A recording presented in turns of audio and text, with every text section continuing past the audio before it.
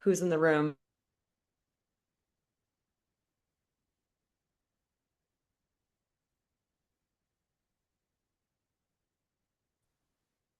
off. We are experiencing some light Wi-Fi issues, so hopefully you have a smooth experience, but we are recording this. We'll share this afterwards. Really excited to engage in this conversation. We ran 4 launch events around Cash is Queen over the last 2 weeks, and this is our first virtual event.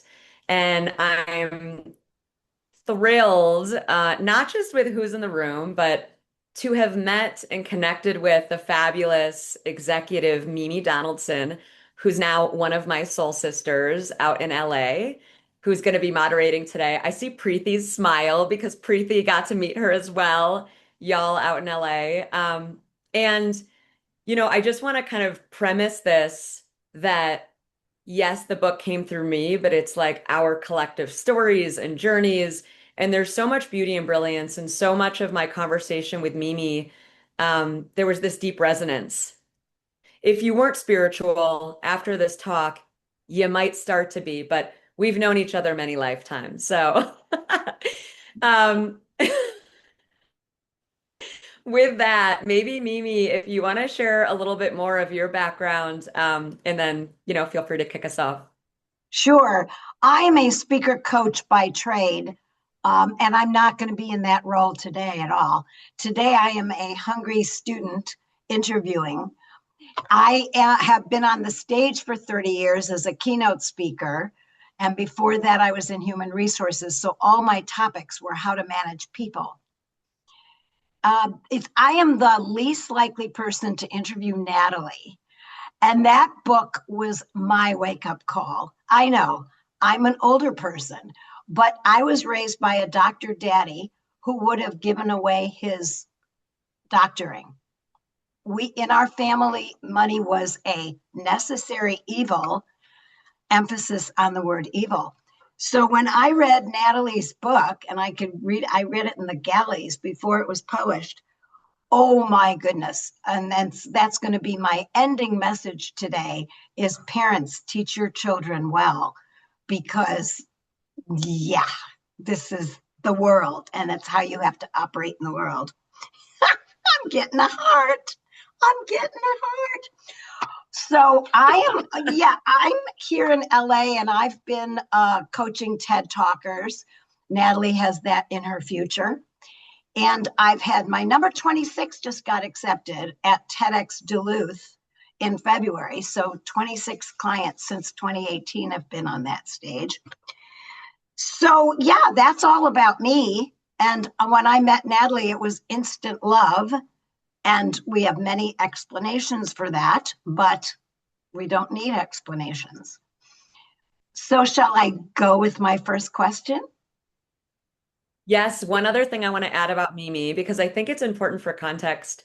We all come from different backgrounds. And something that Mimi shared that was really interesting to me, she stepped into more wealth and money later in her life. And just sharing that journey of you don't have to be born into it, you don't need to find it early, understanding our relationship to and defining it, redefining it. It's a journey. And I appreciated Mimi sharing that. And when she says, this was not a room where she would expect to be in as interviewing and moderating. Um, Absolutely, it makes sense, right? It's learning, it's showing up, and here you are. So thank you. Yeah, I give my older clients hope because it's never too late for a TED Talk.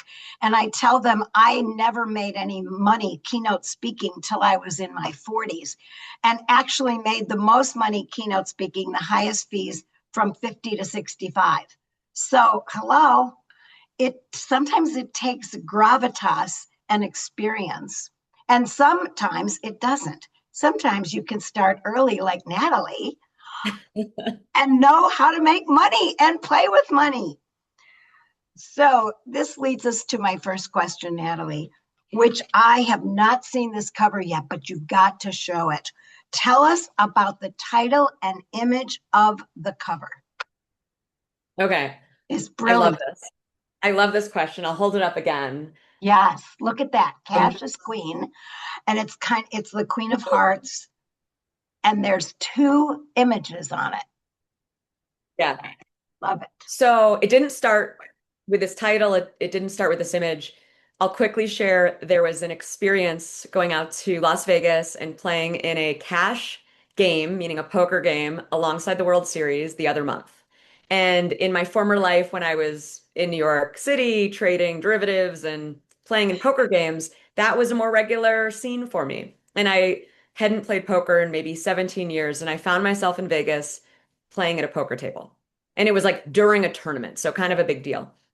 And I'll just say I write about it. I actually finished the book at the Bellagio in Vegas and reflection and integration of like money and where I met.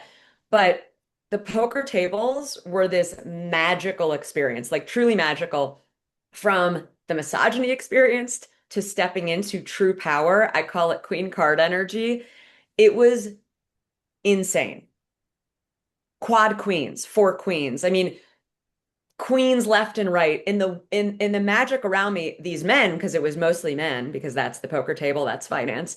Um, they acknowledged it. They thanked me. It was really kind of a brilliant journey. Anyway, when I came back from that trip, I ended up sketching these queen card images and created that because it's this depiction of not just, a likeness of me in this queen card, but then also this depiction down here of this shadow self, which if you haven't heard what that is, the idea, and I speak about this a lot in the book, about showing up fully and embracing all of ourselves and how powerful that is. So the bottom image, here I am looking kind of Medusa-y and unwell and, kind of wild and some like finance outfit holding money, but to not shy away from the fact that I am good with money and I am good with numbers and I am, a strong professional, and to incorporate and hold those things alongside the fact that I'm a woman who also wants to be in nature and grieves loss and love. And, I'm so much more powerful because of that full acceptance and celebration. And so, yeah, I speak a bit to the shadow self in the book. And so that's the image. And I changed the title. Initially, it was going to be um, Do the Thing and Change Your Mindset, a journey in angel investing. And after that trip, I changed it to Cash's Queen, a conscious journey in angel investing. So great. And I love the females on the cover. So Cash is Mm, queen. It's very female. And in chapter yes. one, I actually read the book. I took pages of notes on stuff I wanted to remember. You wrote money is energy, which is Yeah. it speaks to me. Conscious capitalism is an accessible and impactful journey to embark on, no matter the size of your bank account.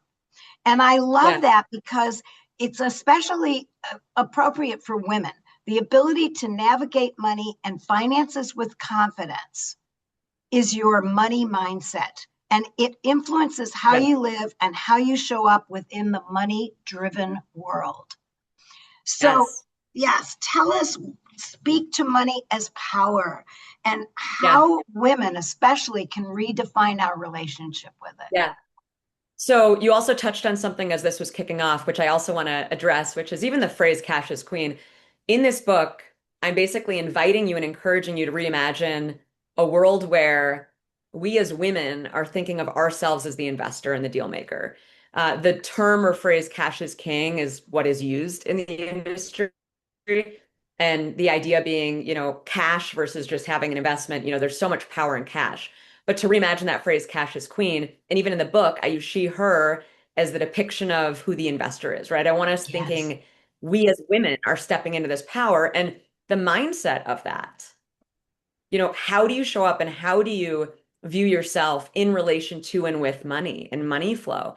Because there's so many blockers, money Oh, traumas, what you've been told, how you've been raised, um, being raised often as a woman, meaning, or a girl, where it's a scarcity mindset, or how do you save for groceries, not thinking about investing to buy a home or to accrete wealth. So to really reimagine that. And I do share a yeah. lot of these kind of money mindsets, how to step into a different form of or evolve how you show up with respect to money and finances. And it's not easy. And it's, I think, an ongoing journey, like a lot of things in life, right? You don't arrive and you're like, oh my God, it's perfect. It's ongoing work and it's beautiful. And there's so much in that work of, okay, I'm going to think about smart decisions, value-oriented decisions. How do I want my cash to flow? How do I write a check and how does that make me feel? And how do I do more of this if I like it? And if I realize what happens when I step into not just listening to another, but writing a check. And I'm Right. going to shout out Edwina on the call. Edwina has to leave soon. She mentioned in the chat, but Edwina is one of our investors. Wow. And she's one of the many voices. We have about a dozen amazing stories shared. Edwina shared her story of stepping into being on the sidelines to stepping in as investor.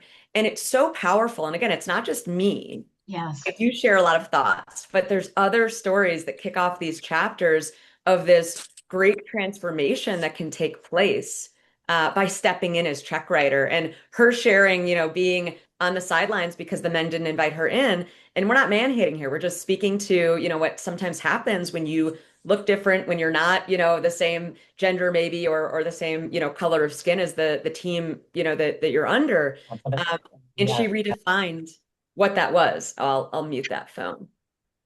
Yeah. Great. Yes. I imagine it is so. I'm going to ask you how you got into it in the first place. But Rebecca just put in the chat, it has felt so empowering to angel invest over the past 5 years in Mm, female founders and companies I want to see in the world. And I can't imagine feeling more powerful as a woman than writing a check. So there mm, you mentioned that you were on Wall Street, you were selling derivatives, whatever yeah, that is. I have no idea. But who tell me, how did you get into investing? yeah, yeah. So you brought up a concept before that I touch on and I break down in more detail in the book. But if we're going to be nerds for a second, which I love being a nerd, everything Yeah. is energy, like on the quantum level. And so money, our time, how we're showing up, everything's energy. And so understanding how to navigate that and where we want to show up and where we want to invest, where we want to allocate. I mean, this is really big for how we're like what we're doing. And y'all probably know this, but energy and light, right? Light is energy. It attracts us. So here I am wearing a gold shirt, some gold jewelry. Um, I was an engineer and studied math at the University of Michigan, and at the career fair, I met some young men that just told me these amazing stories about money and Wall Street. And I was like, I didn't know what it was. And I was like, oh, that sounds fun. And who's not attracted to wealth on some level? And I'm not saying that's always a good thing, right? That we're like, ooh, money. And I think when you unpack that relationship and understand what you really want and become values driven around those flows and don't just be attracted to because, right? But when you really dig into what you want. But yeah, the money attracted me. And I'm open about that, right?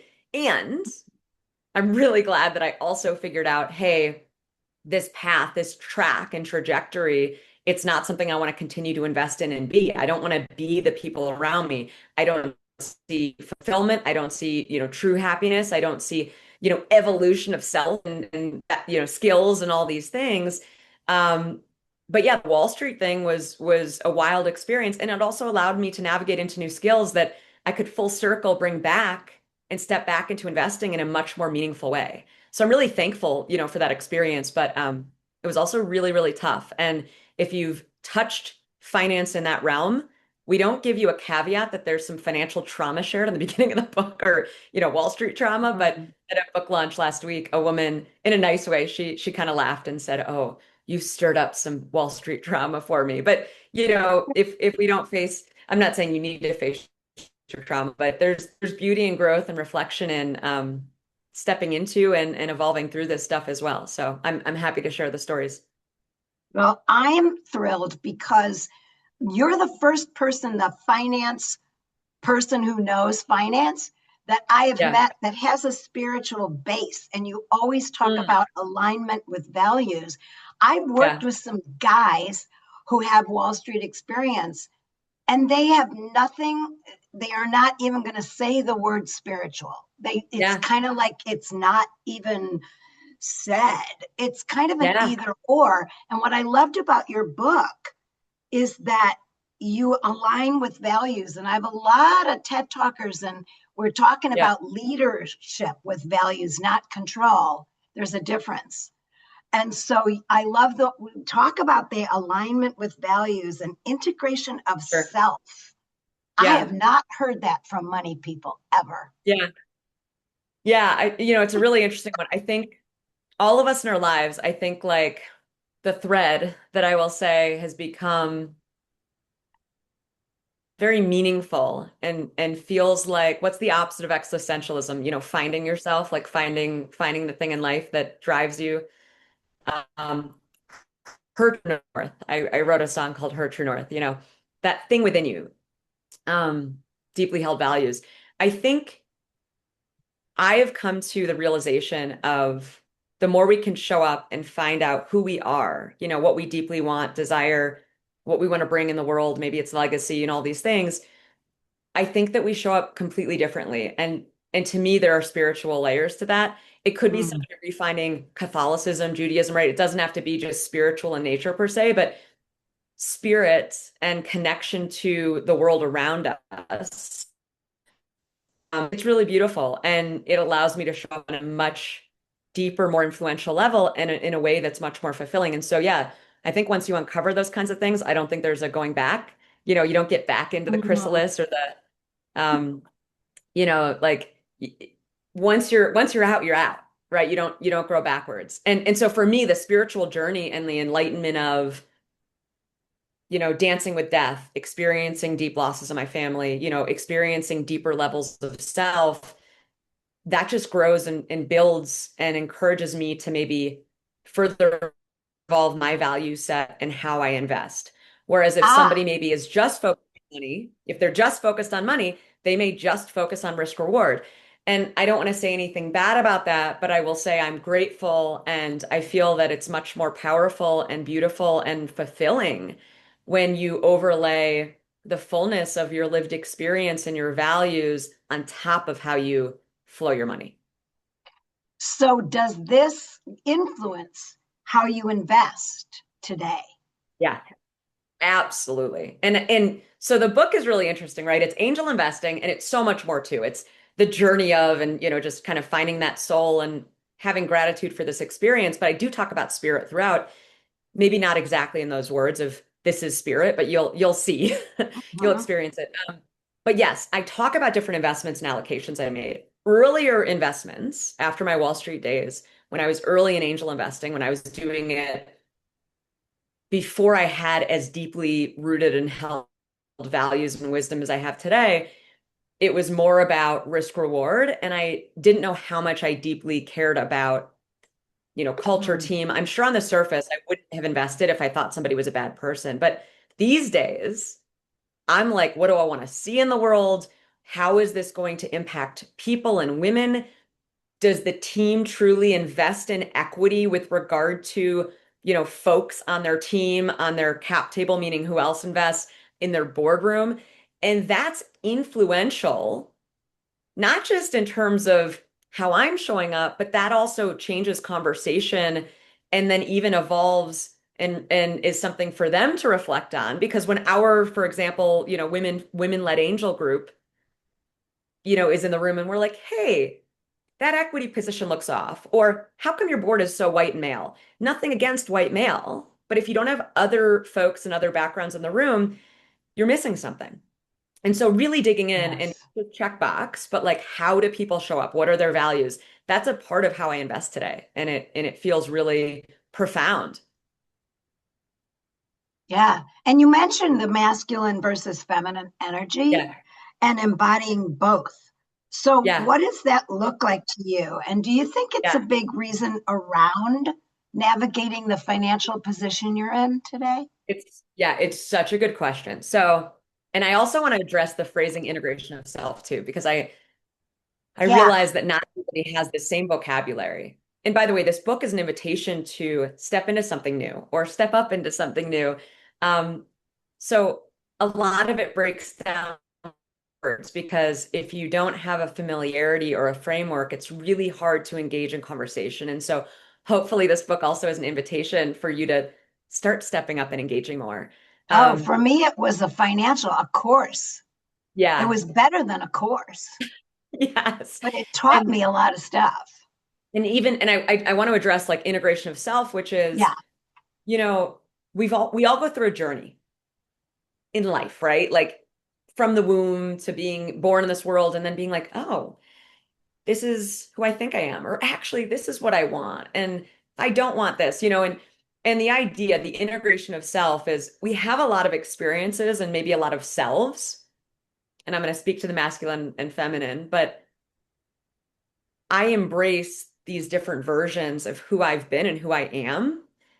And that integration of how I show up in the world, which is again, this kind of fullness of my lived experiences and these things that I like and that maybe work for me and the evolution, like how do you show up full? How do you show up to hold these many pieces of self or versions of self? Gosh, you could probably say on some level, you could think of like somebody who is schizophrenic. Okay, this is a random, I'm just thinking like, right, we have like a lot of versions. And I'm not saying like we have split personalities per se, all of us, but you can be different in different rooms. And the way that I show up, I used to hide the feminine when I was on Wall Street. But Mm, now to embody and also speak to the feminine and equity in these things that are really powerful and important, even when I'm on a finance panel with men, right? To be able to represent these versions and these different pieces, it feels like a really beautiful integration and it feels very, very powerful.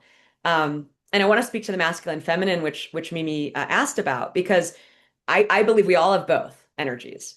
And even though I'm a woman, by gender, if you look at by birth, I also have a masculine energy of I can be in rooms with men and I can show up, with that logic and the analytics and negotiate in these ways or speak to money and, do these things that if you're just in your feminine energy could be frankly impossible.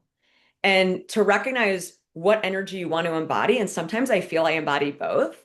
But like mm, even wearing a see-through, like gold top, I'm like, ooh, I'm stepping more into my feminine, like energy in this talk.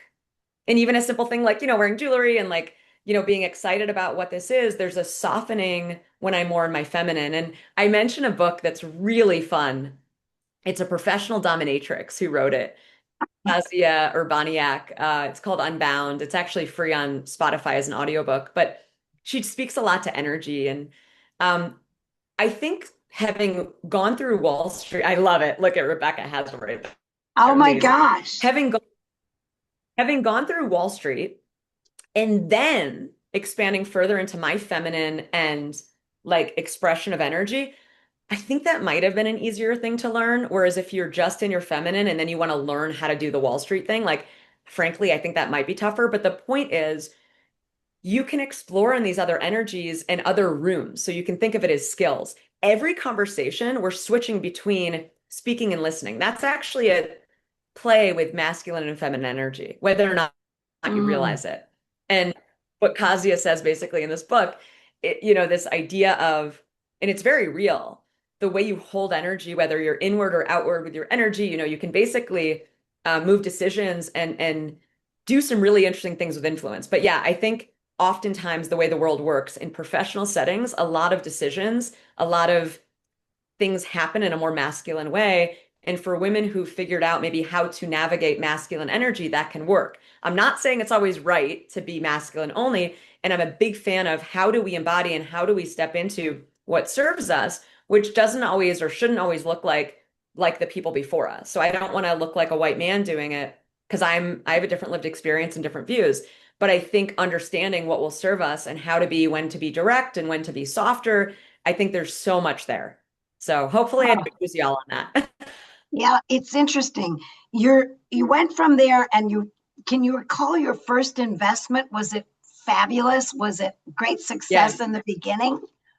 Yeah. Or It's what? yeah. no, I talk about the different investments that I've made and why I didn't, and liquidity, meaning when I got paid and write-offs. So I talk about a lot of this stuff in the book, which is really fun. But my early investments, my first four, Tell actually me. five, were all Yeah. into male teams and businesses that I would say I didn't see adding great social value or frankly like value to women in any way in the world. And Huh. they happen to be great from a risk reward and return perspective. I invest very differently today. But part of it was deal flow. Part of it was the deals I was seeing, the rooms I was in. And again, I wouldn't say I liked all the founding teams. I liked the men I was investing in, but I invest very differently today. But yes, there were some wild successes. It was a mix. It was angel checks that were early, where I was a, investor that wrote a check, a direct check into a business. There was one that was company equity. So I stepped into and also negotiated a good sized equity ownership package. And that company ultimately had an exit. And there's a lot of nuance, a lot of details here, but I also share a bit about, tax events and things you need to think about when you are exercising an option package. But yeah, some really great wins, about a 20x on average, over 20x return Wow. on my first four angel investments, which isn't normal and you don't expect that. And some angel investments you hold for a couple years and maybe you get an early liquidity event. Some you're holding for a decade plus. Um, and I walk through a lot of concepts and expectations or things you can think about, but I'm also very real. And I'm not going to sit here and say, ooh, unlimited upside, you should do this. Like it's for, it's, hey, there's a risk. And it's an amazing experience for a bunch of reasons. And I share thoughts. Um, and you can also level up the way you fundraise. Beth over Mhm. here at Flourish, maybe, she wants to learn about thinking like an investor so she can pitch differently, right? Cheryl, Mm. who we invested in actually. There's so much you can learn just by being in the rooms. And I think that access, that piece of, who wants to be there, who wants to be a part of this, there's so much to learn, even if you're not writing a check. I think that stepping in as an investor, whether it's in mindset or in actual check writing, is tremendous. But even by showing up and saying, I want to be a part of change. And I think we had, if I'm not mistaken, True just joined. True, we were chatting earlier. True, come tell us, what was that line you said? You can hear me? And maybe if Preethi's also No, on. true. She's Hey, getting on.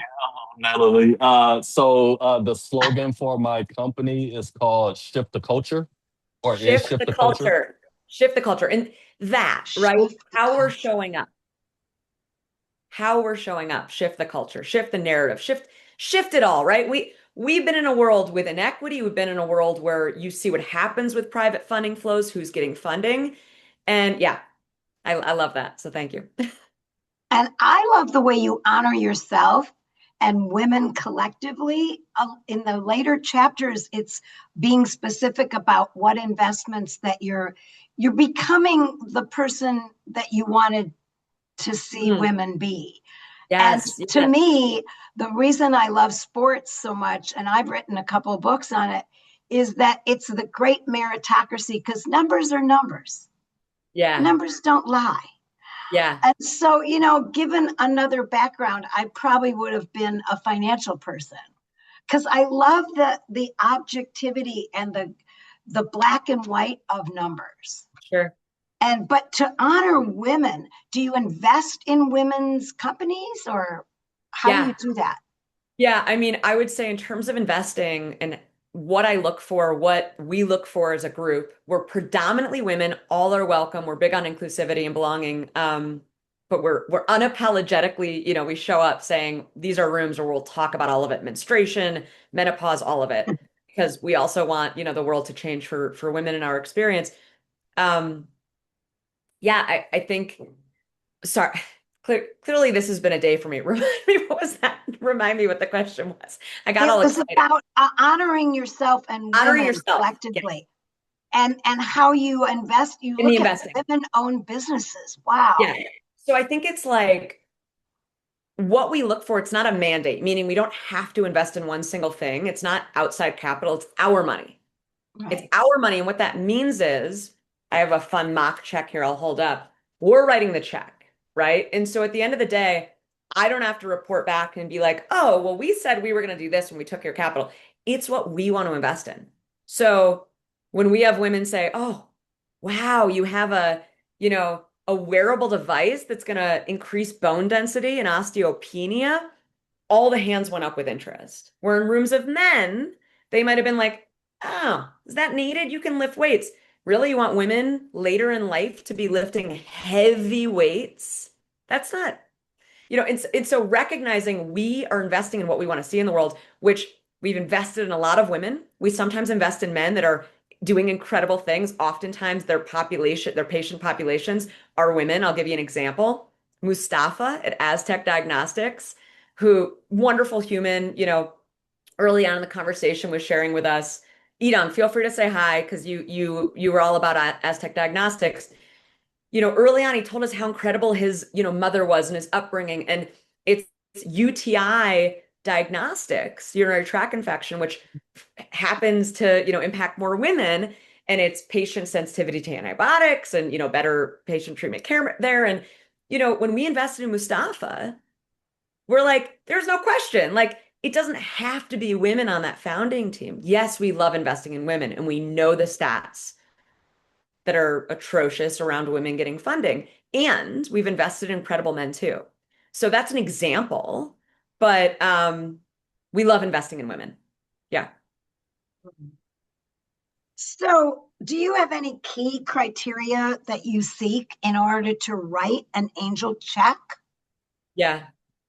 That's a fun one. First of all, our group, She's Independent Investments, like we're very active. We look at deals regularly. We're together, kind of coming together to collaborate around what does this look like from a risk perspective? What does it look like from a values perspective? What does this look like from an investment perspective? And at the end of the day, there's not like one thing we look for. Lindsay might laugh or be scared when I say there's a million things, right? It's like you can't fully waterfall it. We keep learning. We keep learning through diligence and de-risking and every deal. Edong knows she's been a part of so much diligence, right? Like there's so much you can dig into. I would say I talk a lot about this in the book, but really strong team, when you're looking at early stage, we want to see this thing in the world, not just another widget or gadget. We want to see some level of execution or, hopefully traction. But it's not one thing and it's our capital. We're writing the check. So unapologetically, it's where do we want to allocate? And it's typically venture, meaning businesses that are raising and, scaling a good amount. But sometimes we invest in something that doesn't look like the traditional venture business. Cheryl, who, I called out earlier, she has a women-centric film, an independent film.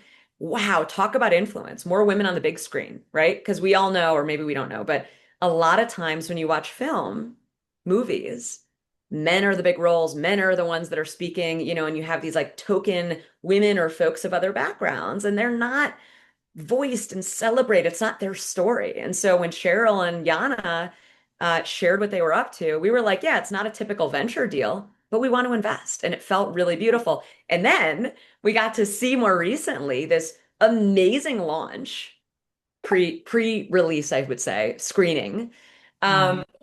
and wow, was it impactful. And our money is behind that, right? Our energy. So yeah, typically venture deals, but we're happy to look at other deals as well. Right. It's interesting, I, having been a management trainer, there's different types of people and they have different communication styles.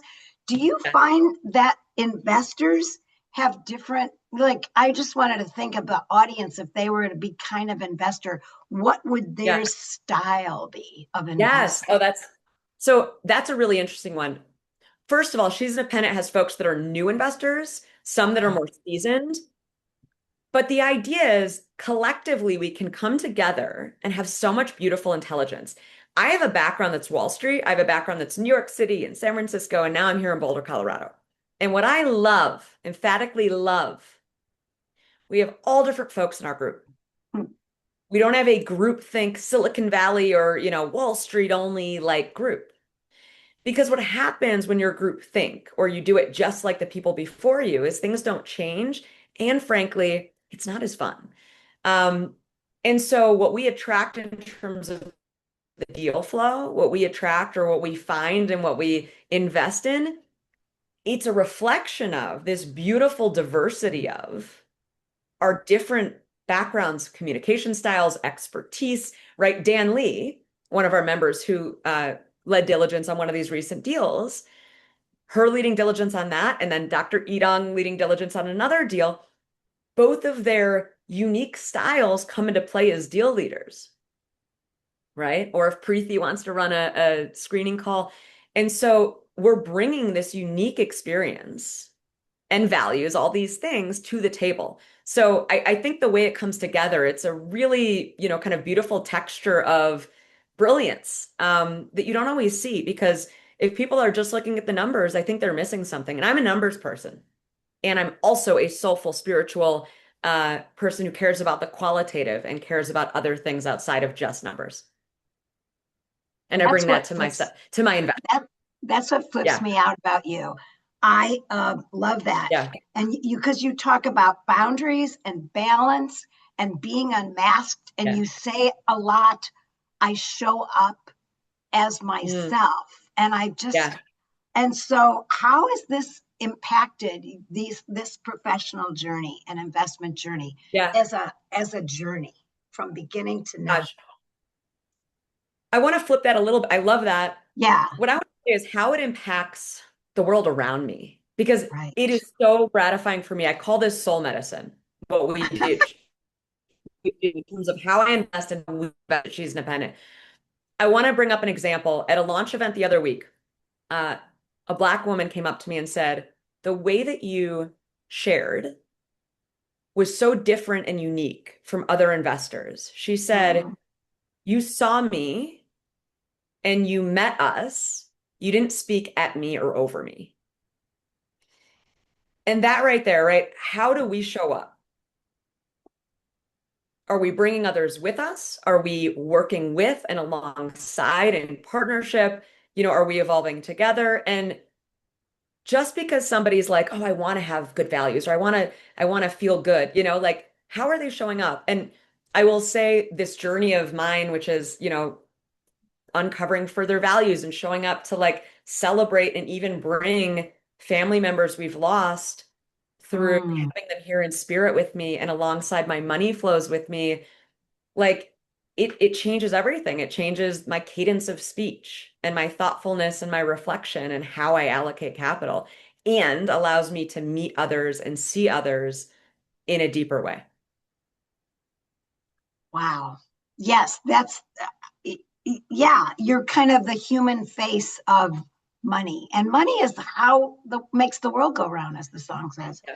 So who just who is this book for? I know it was for Yeah. me who had her whole mindset shift, and parents need to really talk about money with their children.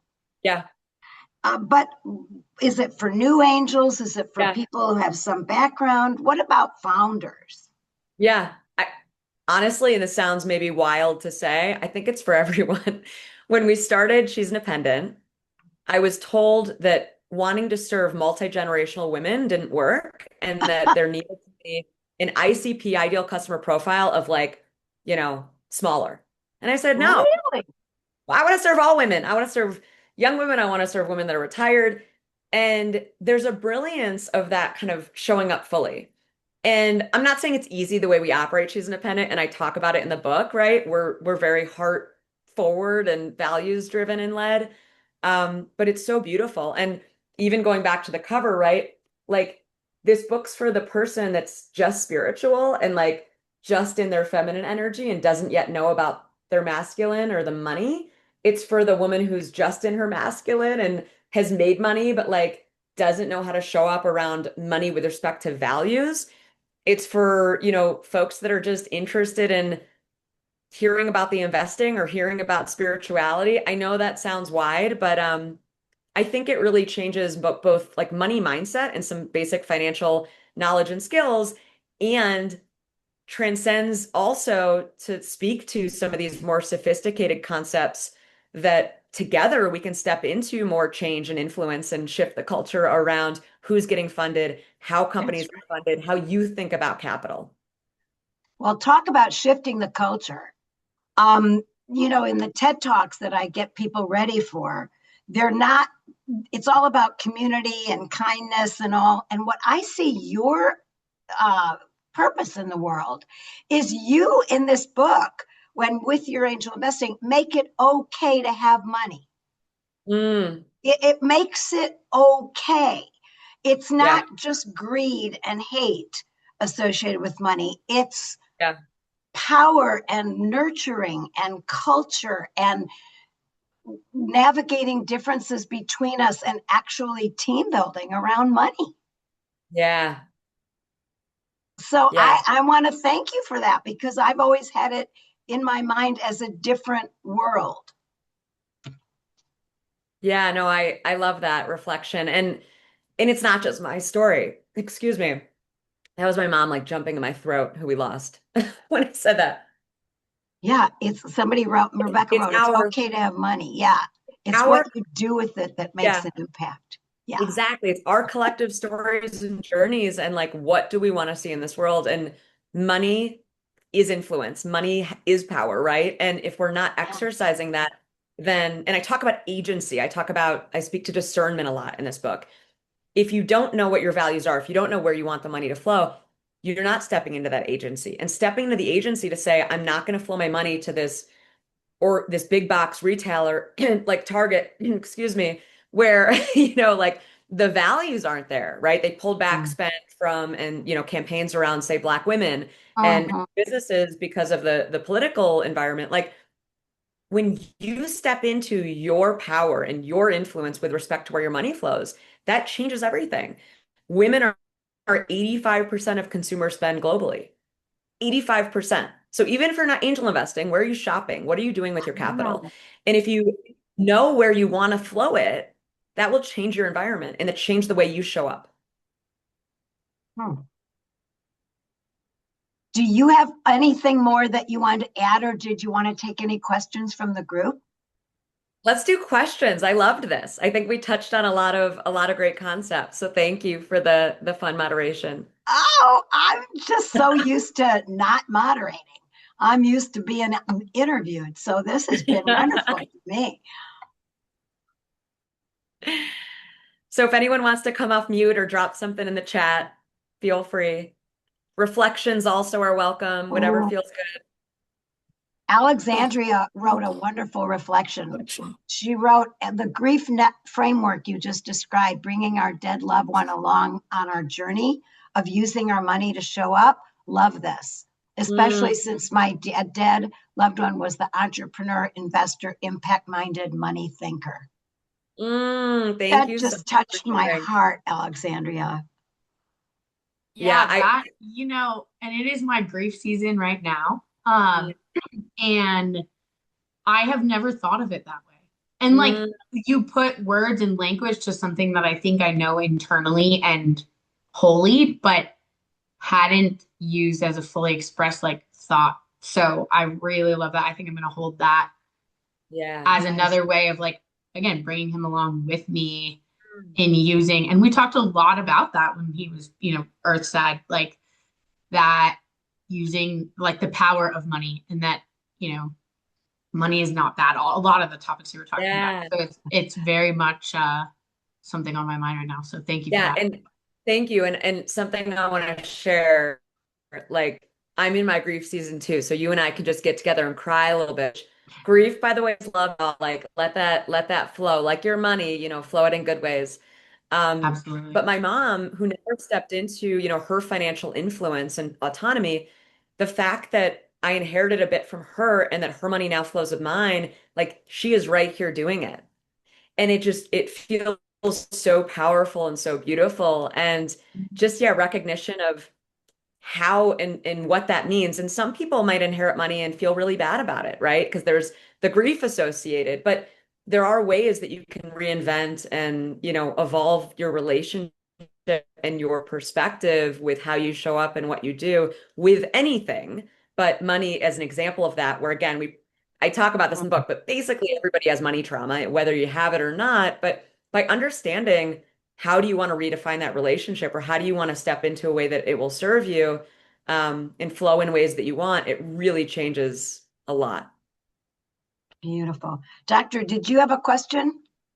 Yeah, Dr. Eva? I had a comment and a question. Sure. So just to say, I mean, I've loved being a part of She's Independent, and I've loved knowing Natalie for as long as I've known her now.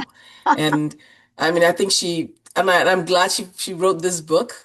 From conversation to reality is like to actually see it in the world. I think this is great, and I think having the book out gives a lot more women, a lot of more people, the opportunity to learn and just see your perspective that you bring to money. I think the money mindset thing, like I think that's one of the first things I learned with her, just changing how you look at money. Because it's so there's so much we internalize that we're not conscious of. But until you encounter this kind of conversations, like you see in the book, it makes you really take a step back and think about it. So I've always loved one of the things that has stuck with me is her whole thing about money bringing influence and power. And it has really changed the way I look at a lot of things because she's right. I mean, a lot of times we're spending money on things we're not really thinking about what we're spending. We're not thinking about it as power. And so I love that perspective. But my question was, you mentioned that your first four angel investments, you had really great returns. And I know people always wonder about timelines when it comes to these types of investments. Can you share like over what period of Yeah. time that was? Just give us some perspective. Yeah. Yeah, Thanks. absolutely. Yeah. And by the way, before I do, Dr. Idong, who is a valued member of our team, um, we had such brilliant conversation, and I was so inspired by some of the things that she shared with me. Um, I started writing vigorously after our in-person meeting. And so she gets her story is shared in the book among others. She has a huge shout out here, so thank you for how you show up. Clearly I'm sorry. The timelines. Okay, let's get back to timelines. Average angel deals, it's dependent on when you invest. So if you're investing at a pre-seed, it's different than like a Series A. For me, I saw liquidity after 4 years on one of my checks, and then another one I'm in, close to 15 years now. I started allocating shortly after leaving Wall Street. I left Wall Street in 2011. So my earliest checks were between 2011 and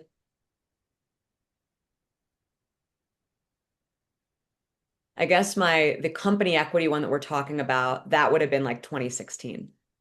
Mhm. And so some of those again were shorter, but on average, the liquidity was around 5, 6 years for the liquidity events. I shouldn't say on average, because the ones where I received the liquidity, meaning I got the money out, because I also had the option to take money out that I am still in the deal. But the ones where I received money, on average, it was about 5 years. But again, it really depends on the profile and when you invest, because as an angel, you may invest at seed, you may invest at Series A. There's a lot of this discussed in the book. And the other thing is there's concepts like the J curve where you're going to lose before you're going to win because the losses happen sooner. And just to recognize this stuff, how to build a good portfolio. I mean, there's a lot of concepts that are discussed. Yeah. Cheryl, did you have a question? Actually, I was trying to disappear quietly, but that's how I do it. I just want to say thank you for, this wonderful opportunity to do a virtual chat. I'm sorry I wasn't able to make an in-person launch yet, but I'm excited to read the book. I think this is so valuable. I mean, Natalie knows a little bit about my story. My father was a finance professor, so I kind of got early on that money is just energy and you just da da da da da. But there's still so many layers and complexities around all of this. So I want to thank you for a wonderful job moderating. And Natalie, I'm going to read your book. I now have more time. And quickly on Cheryl, she also put some money into her business. How beautiful to be able to exercise agency to invest in yourself too. But I also love the concept of investing in a portfolio. So it's not just in your business, but also investing because diversification matters. Cheryl, get out of here. I know you're saying Bye. bye. I'll see you soon. But Bye. really, really good concepts. And we have a nice question from Ellen Williams in the chat. I can read it. Question from a busy mom who doesn't have time to sit down and read a physical book. Do you have plans for an audiobook? Great question, Ellen. I definitely want to narrate it. And my sister and I have already talked about it because she would really like me to. She has a TBI, a traumatic brain injury. So for her, reading is tough these days. I know that she was able to run it through something. I don't know exactly how, and I can find out, but she's able to have not my voice, but different AI voices, like even Snoop Dogg. I know, crazy. She was listening to You Snoop, can choose your voice that you want. but I do have plans. I would like to narrate it. But there are different voices that you can have narrate to you as well. Um, Great question. based on some mechanism, yeah. Rebecca, thank you for sharing that you're also in your grief season and about it resonating. And I agree with you. A book launch in Boston. I'm already in touch with those folks in Cambridge, and I talked to or I submitted something with the Harvard Alumni Club as well via a woman that I know who wanted me in there. So I welcome if you want to if there's a venue or somewhere you want to do it, but there's already plans in Q1. I need to firm up the date, so I'd be happy to coordinate with you so we can do something else too. Yeah. Great. Terrific. Is there anything you want to add, Natalie, before we close? That you must say. I Yeah. always say, I love it. I love the work. I love y'all showing up. I also want to shout out Trista, who's on the call from I believe another country, and let you know, I never know because time zones. But she lives in Europe, and she had a story that she shared. Rachel Mehta, Lindsay, right? These are stories that are shared. It's not just my story, and they kick off these chapters and are further just illustrations of the brilliance of, what this looks like when we step into agency and transformation. So I'm really excited for y'all to hopefully read and be a little transformed and maybe, step into more agency yourselves. Please review it. Please feel free to share it with friends. I'm just really excited that together, we can launch this thing, and I feel really proud. I am so proud of you being senior here. Thank you, Natalie, for Oh, this so nice. opportunity. Should we do a hello like screenshot, A Preeti? Do you screenshot. wanna if you Glasses. wanna come on video, y'all, don't worry, but if you're down, Yeah. it's nice to share the energy. Look at that. Look at all the faces. I love it. All right, Preeti, you tell us. Okay, we're gonna do it on 3, 2, 1. One Got more it. shout out. Cindy's sister, Susan, her stories in the book too. Just saying, Edwene, I think I already mentioned. So really great contributions. And again, like you will be inspired. If nothing else, you will be inspired and hopefully a lot more. Thank you, Natalie. Awesome. You are beautiful and brilliant. I feel the same about everyone who's in this room because y'all are showing up and engaging. So thank you. All right. Well, this was fun. Everyone enjoy the rest of your day and hope to see y'all. And this was great. Thank you so much, Mimi. You're awesome. Thank you. You're welcome. Bye, Mimi. Hi, bye, Pretty. See you soon, I hope. Oh, yes. Love it.